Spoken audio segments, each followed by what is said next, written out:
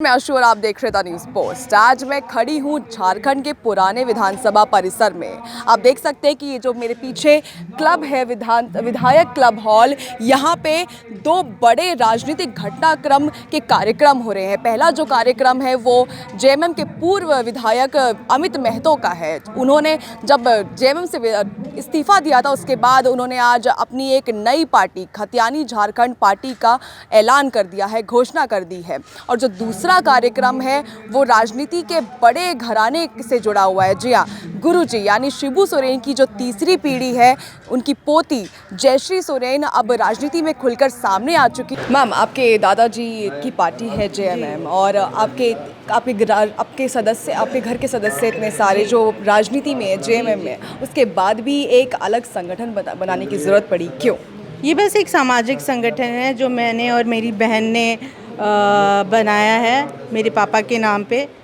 हमें लग रहा था कि मेरी पापा की छवि कहीं ना कहीं मिट रही थी, तो हमने सोचा कि उनके ही विचारधारा पे एक संगठन बनाया जाए जो उन्हीं के विचारधारा पे केंद्रित हो और उन्हीं की तरह हम झारखंड वासियों की मदद करें। तो आपको क्या लगता है कि ये संगठन बनाने से आपके निजी जीवन में, आपके पारिवारिक जीवन में कोई असर नहीं पड़ेगा? जी नहीं, मेरे पारिवारिक जीवन में तो कोई असर नहीं पड़ेगा। और आप अपने आप को सिर्फ एक समाज सेविका के रूप में ही देखना चाहेंगी आगे भी, या फिर जैसे कि आपके घर की पार्टी है जेएमएम, तो आने वाले चुनाव पे इसका असर पड़ सकता है?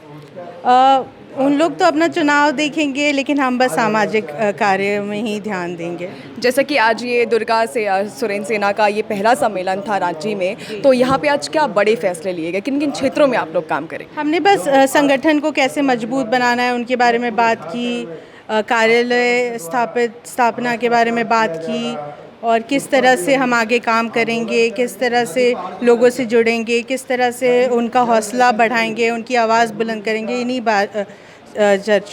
बातों पे चर्चा हुई है बस। तो आपको नहीं लगता कि ये एक बहुत बड़ा असर दे सकता है 2024 में आने वाले चुनाव में?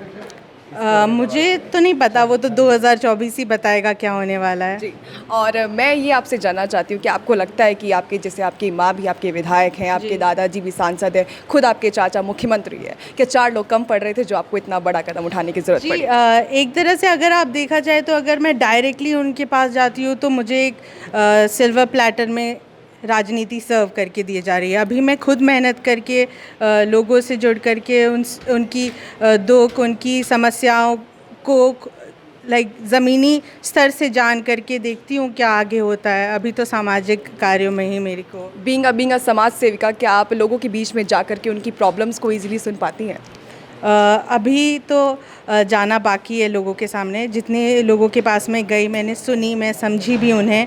जहाँ तक हो सका मैं मदद करने की कोशिश की, लेकिन एक बार अगर संगठन और मजबूत हो जाता है तो शायद मेरी बातों से भी सरकार पर थोड़ा दबाव होगा। जी, शुक्रिया।